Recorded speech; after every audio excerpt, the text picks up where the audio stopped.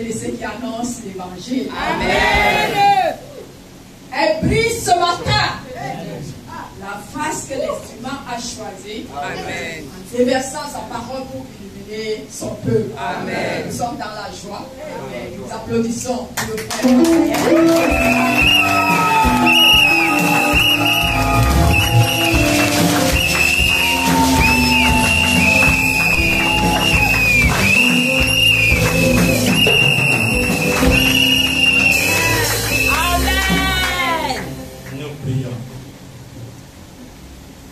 Éternel Dieu Tout-Puissant, nous te bénissons et nous te louons parce que tu es Dieu. Amen.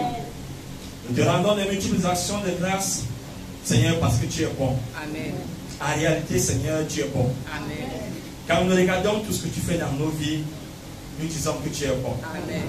Seigneur, tu nous combles de tes grâces, tu nous combles de tes bénédictions, tu nous donnes ta parole. Mais même quand nous péchons, Seigneur, tu nous pardonnes nos péchés. Amen. Nous disons que tu es bon. Amen. Et nous t'acclamons ce matin. Amen. Si on veut venir dans ta présence, Seigneur, nous voulons écouter ta parole. Amen. Nous voulons que tu nous parles. Amen. Nous voulons que tu nous édifies. Amen. Nous voulons que tu nous changes. Amen. Seigneur, nous te supplions. Ouvre nos cœurs. Ouvre notre entendement. Accorde-nous la date de saisir le message de ce jour. Afin que mon Dieu et mon roi, nous soyons des bons instruments dans ta main au nom de Jésus. Amen. Seigneur, tu as choisi ma personne ce matin. Fais de moi, Seigneur, mon Dieu et mon roi, ton instrument. Amen. Mets tes paroles dans ma bouche. Amen. Fais, mon Dieu et mon roi, que je ne dise que ce que toi tu as dit. Amen. Seigneur, qu'aucun homme ne soit vu ici. Amen. Aucune femme. Amen. Que le Saint-Esprit soit à l'œuvre. Amen. Et que ta parole soit prêchée. Amen. Au nom de Jésus que j'ai prié. Amen. Amen. Seigneur,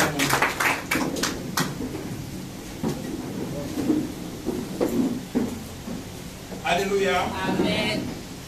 Bien-aimé, je suis très honoré ce matin. Je suis très honoré d'être le porte-parole du peuple de Dieu. Le Seigneur m'a choisi ce matin et je suis très content. Amen. J'aimerais aussi témoigner toute ma gratitude à mes parents spirituels que voici. Amen.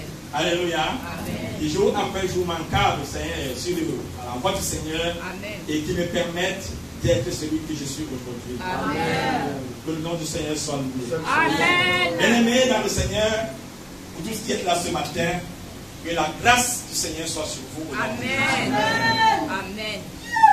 Nous voulons écouter, recevoir, nous voulons manger le repas que le Seigneur a prévu pour nous ce matin. Amen. Et le thème de notre message, c'est un chrétien raisonnable.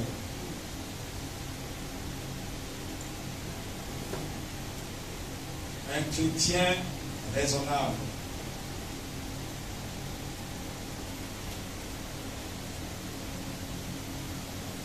Lisons la parole de Dieu dans le livre de 2 Samuel, chapitre 6, versets 3 à 11.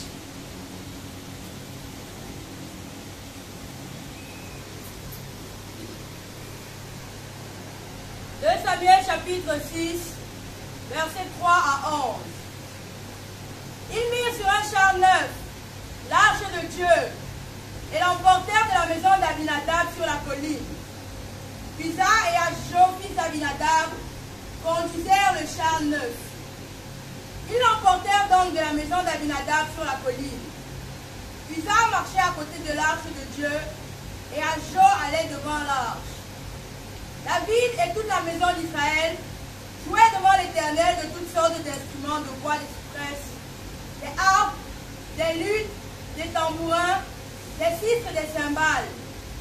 Lorsqu'ils furent arrivés à l'ère de Nakon, Uza étendit la main vers l'arche de Dieu et la saisit, parce que les bœufs la faisaient pencher.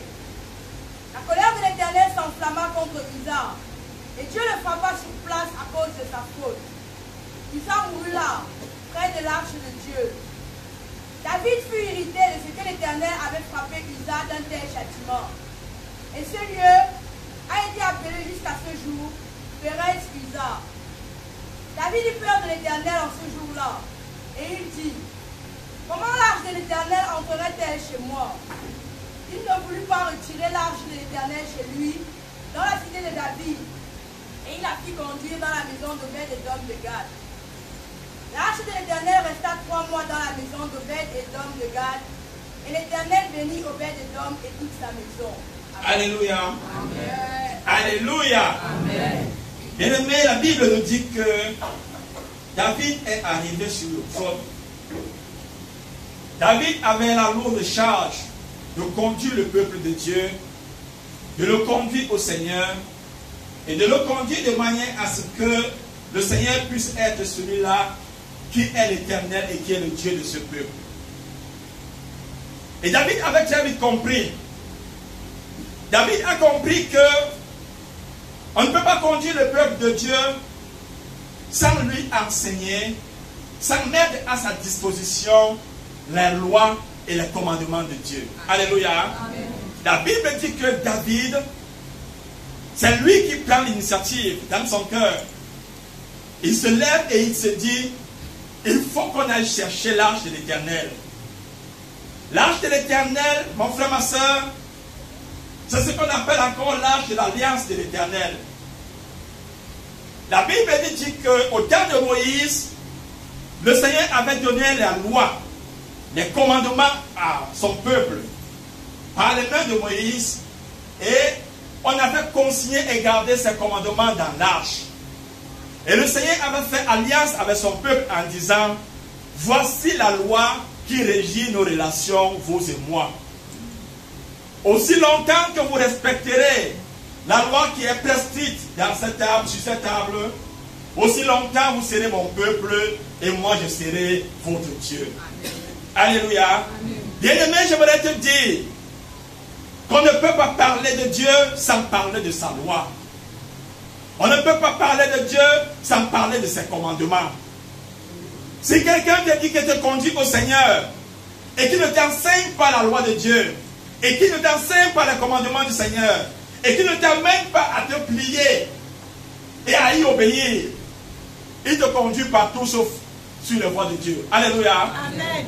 Il te conduit partout sauf sur les voies de Dieu. Parce que la Bible dit que David avait compris et il a dit, il faut que je l'amène l'arche de l'Éternel au milieu du peuple de Dieu, afin que par cette tâche, que les enfants de Dieu servent fidèlement le Seigneur. Amen. Si tu penses, mon frère, ma soeur, que tu es un enfant de Dieu, j'aimerais te dire, on ne s'identifie au Seigneur que par sa loi. On ne s'identifie au Seigneur que par ses commandements. Si tu refuses les commandements de Dieu, par ricochet, tu as refusé Dieu lui-même. Alléluia. Cette tâche était Dieu, cette tâche était Dieu lui-même. Et dans cette communauté, lorsque tu entres ici, mon frère, ma soeur, c'est qu'on te présente, c'est la loi de l'Éternel. Lorsque tu vas vouloir te mouvoir à gauche ou à droite, on va te remener la loi de l'Éternel. Lorsque tu vas vouloir te marier, on va te dire, regardons dans les Saintes Écritures. Amen. Lorsque tu vas vouloir faire quelque chose, on va te dire, regardons dans les Saintes Écritures. Dans cette assemblée, la loi première, c'est la loi de Dieu. Applaudissons pour les hommes de Dieu que voici.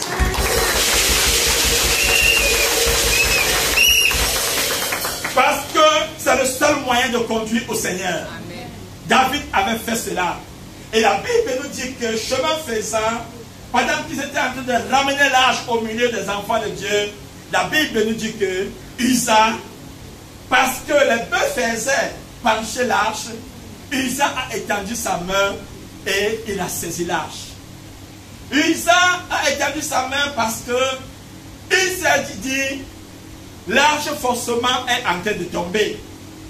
Il s'est dit, je peux soutenir l'arche. Il s'est dit, je peux soutenir Dieu. Il s'est dit, sa main est suffisante pour pouvoir soutenir le grand Dieu dont nous sommes en train de parler. La Bible dit que la colère de l'Éternel s'est enflammée et Uza a été frappé. Et la Bible précise bien que le Seigneur l'a frappé pour sa faute. Bien aimé, il y a beaucoup de personnes qui font comme Uza. Il y a beaucoup de personnes qui pensent qu'ils peuvent soutenir Dieu. Alléluia. Même dans la maison de Dieu, il y a des gens à qui le Seigneur a donné des talents, qu'il a donné les dons. Et à un moment donné, ils ont pensé qu'ils peuvent faire du chantage. Ils ont pensé que quand ils ne sont pas là, rien ne peut marcher. Alléluia. Il y a beaucoup de personnes qui réagissent ainsi. Mais ils ont pensé que c'est eux qui font l'œuvre de Dieu. Si mon frère, ma soeur, Dieu nous a donné Uriel que voilà.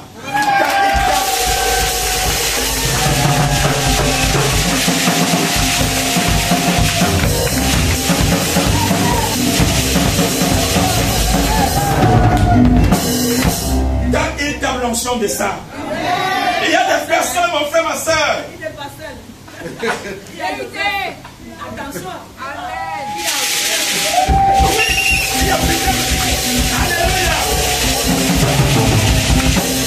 C'est une pépinière dans la maison de Dieu. Alléluia. Il y a des personnes comme ça qui ont pensé que parce qu'ils ont leur contribution à apporter, ils ont de l'argent. Ils pensent que s'ils ne donnent pas leur argent, l'œuvre ne va pas avancer. Et il y en a qui sont là, ils viennent de donner pas leur offrande. Ils se disent que comment on va faire. Alléluia. Qui peut soutenir Dieu? Qui peut soutenir Dieu? Mon frère, ma soeur, il faut que tu reviennes de cette pensée. Il faut que tu reviennes de cet esprit. Alléluia. Parce que la Bible dit que cet esprit-là a attiré quoi? La colère de Dieu. Et il y a des gens qui ont pensé qu'ils peuvent soutenir Dieu. La Bible dit que Usa, quand il tendait sa main, il pensait que Dieu allait tomber. Il se disait que Dieu va tomber. Alléluia. Mais je veux te dire que Dieu ne tombe pas. Dieu n'est jamais tombé. Et Dieu ne tombera jamais.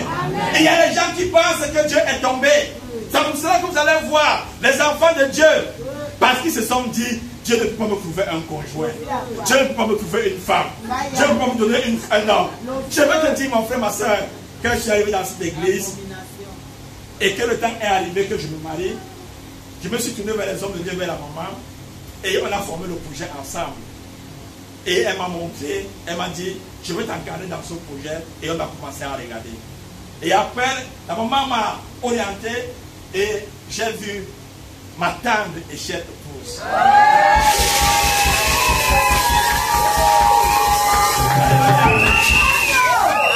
Quand je l'ai vue, mon cœur a été rempli de joie.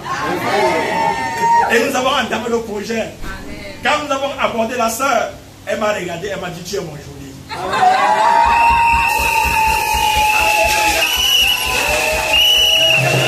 De Dieu, dans le respect des commandements du Seigneur, dans le respect des voies du Seigneur, sans falsifier, comme les gens qu'on goûte avant là. Non. Alléluia.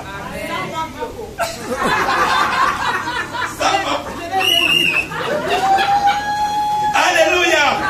Parce que l'œuvre de Dieu et Dieu ne tombe jamais. Alléluia. Et il y a des personnes qui ont pensé que parce qu'ils sont une ressource, parce qu'on s'appuie sur eux, ils pensent qu'ils peuvent faire du chantage à l'église. Il y a des gens qui sont ligués dans cette assemblée et ils ont dit, partons. Quand on va partir, l'église aussi va fermer. Alléluia.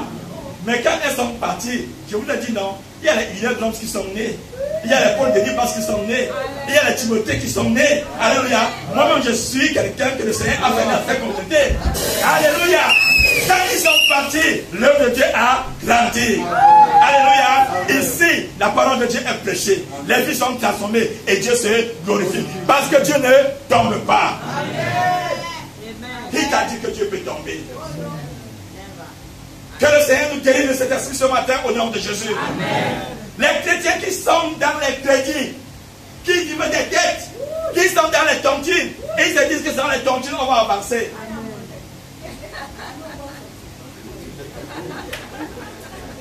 Ils sont dans les dettes, alors que la Bible dit que ne devait dire à personne. Alléluia. Amen. Il y a quelqu'un qui m'a approché un jour à mon lieu de service, il me dit, il faut que tu commences à faire la tontine avec nous. Ça va te permettre d'épargner. Je lui ai dit, je suis un enfant de Dieu. Alléluia. Je suis un enfant de Dieu. Et en tant qu'enfant de Dieu, la parole de Dieu a les éléments. Alléluia. Qui me permettent de mieux gérer mon argent. Quand j'ai mon argent, je sais payer mon loyer. Je sais subir, je sais supporter mes charges. Je sais la couvrir. Je sais bénir même les enfants. dans la communauté pour puisse se gagner. Amen. Et en plus de cela, je peux parler et je peux gérer mon argent et je suis tranquille. Alléluia. Parce que Dieu ne joue pas. Parce que Dieu ne peut pas tomber. La Bible dit que cet esprit a attiré la colère de l'Éternel.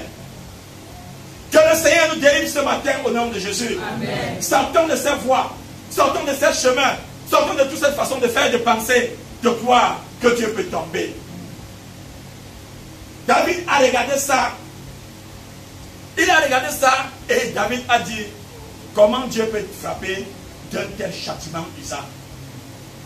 Alléluia. Comprenons bien le raisonnement de David. David n'a pas dit que Dieu a frappé Isaac, mais David dit que Dieu a frappé Isaac d'un tel châtiment. Ça veut dire que pour David, il est en train de dire que l'Éternel n'est pas juste dans ses voies. David est en train de dire que le châtiment de Dieu n'est pas juste. David est en train de dire que ce que Dieu a fait est au-delà. Dieu en fait de trop. David est entré dans l'irritation. Il était fâché parce que Dieu a exercé son pouvoir, parce qu'il a exercé sa sentence, parce qu'il a fait ce qu'il était capable de faire. David a dit que pour moi, j'estime que Dieu a fait de trop. Qui peut juger Dieu? Qui peut oser juger Dieu? Alléluia. Beaucoup de personnes, mon frère, ma soeur, font comme David. Parce que c'est nous qui savons comment est-ce qu'on doit nous corriger. C'est nous qui savons comment est-ce qu'on doit nous parler. C'est nous qui faisons les fautes. Hein? C'est nous qui faisons les fautes. C'est nous qui faisons les gaffes. Et c'est nous qui pensons que voilà comment est-ce qu'on doit nous corriger. Voilà comment est-ce qu'on doit me parler. Voilà comment tu entends quelqu'un, mais il m'a mal parlé. Mais on t'a mal. Qu'est-ce que tu as fait? Comment Dieu peut punir d'un tel châtiment? Il a été irrité parce qu'il me dit que l'Éternel a fait de trop. Mon frère, ma soeur, l'Éternel n'a pas fait de trop. Alléluia. L'Éternel est juste. Et dans la punition de Dieu, il y a l'enseignement. Dans la punition de Dieu, il y a la restauration.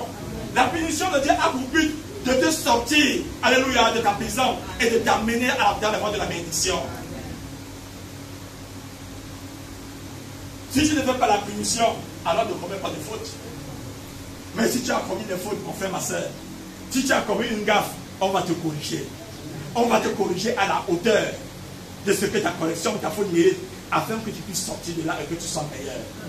Tu ne vas pas dire aux hommes de Dieu, tu ne vas pas dire à l'église, tu ne vas pas dire à Dieu comment est-ce qu'il doit te punir. C'est Dieu qui sait comment il va faire. Et la Bible dit que David a fait comme ça. Il a dit que moi, ce Dieu, il ne vient pas chez moi. Alléluia. David a dit que le Dieu sait. Il tue, non seulement il tue, mais il tue même sans raison. Hein? Il dit que Dieu tue même sans raison. Il ne vient pas chez moi. Et David a pris l'âge, il est parti, il est allé chez Obed-Edom. Et c'est comme ça que nous avons abandonné le voie du Seigneur. Nous avons abandonné les groupes. Nous avons abandonné les chemins de Dieu. Parce que nous avons accusé les autres. Nous estimons que c'est Dieu qui a mal fait. Nous estimons que c'est l'Église qui a mal fait. Nous estimons que les hommes de Dieu ont mal fait. Alors que nous sommes à nous-mêmes à l'origine de tout ce qui nous arrive. Alléluia. Un chrétien raisonnable. Nous sommes nous-mêmes à l'origine. Et nous avons abandonné. Et nous avons accusé. Et nous sommes allés à gauche et à droite. David est parti. Il a laissé dans la maison d'Obed-Edom l'ange de l'Éternel. Et la Bible dit que l'ange est arrivé dans cette maison. L'ange a mis 3 mois. Et pendant ces 3 mois, qu'est-ce que la Bible dit?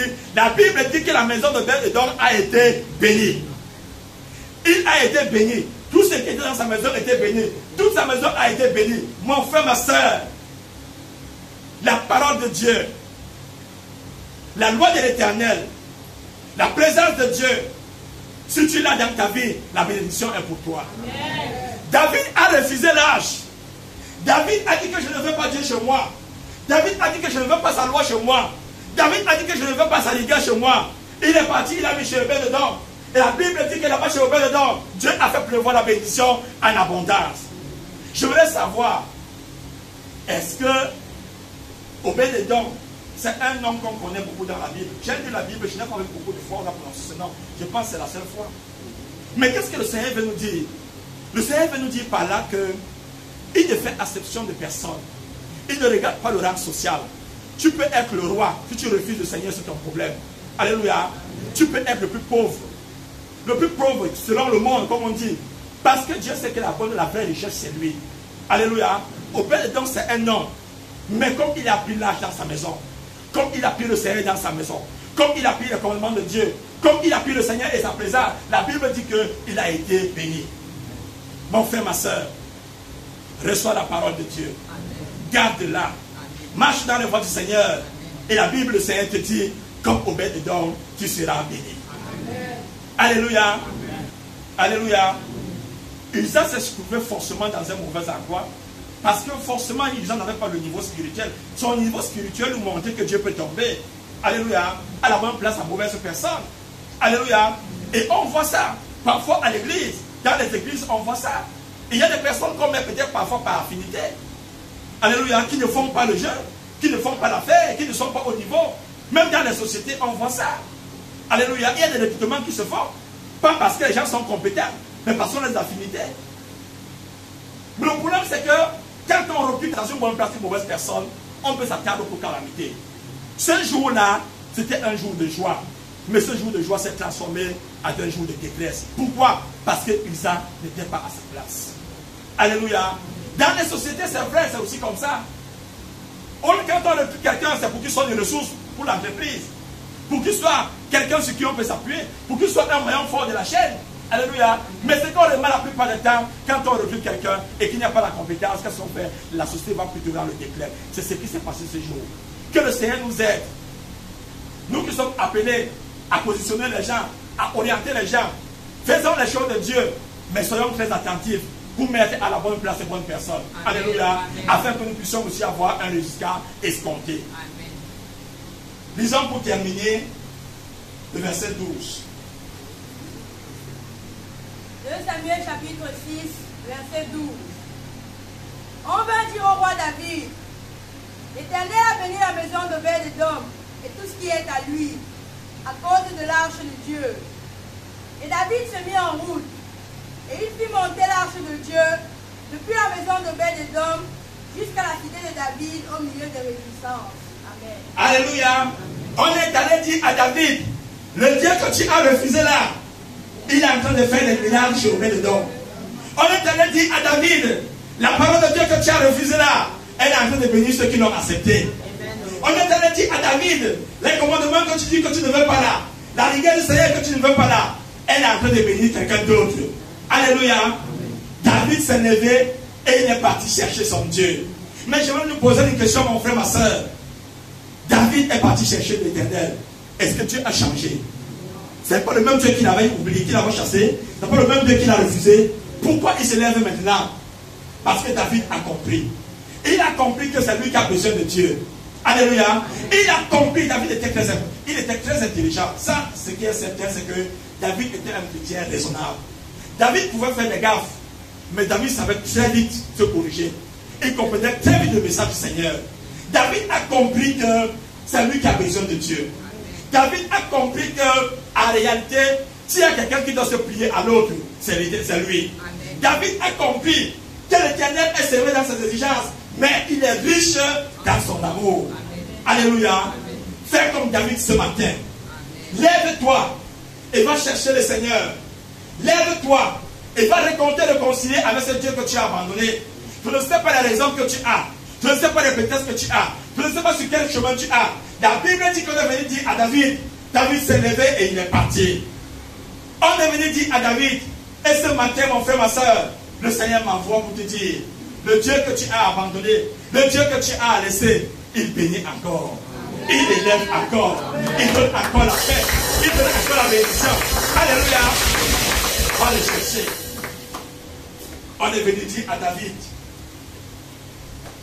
mon frère, ma soeur, l'Éternel est grand. Et il nous appelle à être des chrétiens raisonnables. Alléluia. Le tout n'est pas ce que David avait fait avant.